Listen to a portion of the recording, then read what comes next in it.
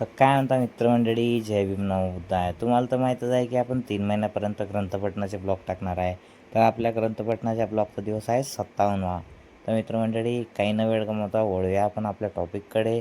तर आजचा आपला टॉपिक हा आहे की धर्म आणि धर्म यामधील इतर भेद व तथागत भगवान बुद्ध आणि पोट्टपद यांच्यामधील संवादात व्यक्त झाले आहेत ते वाचणार आहोत.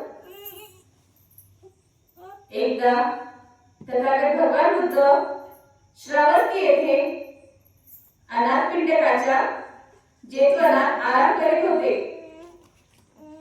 त्या समयी पोट्टपद या दोघांमध्ये म्हणजे तथागतामध्ये व पोट्टपद या दोघांमध्ये एक प्रसंगी खालील संवाद घडून आला. त्यांच्या बरोबर त्यांच्या प्रसंगी आलेला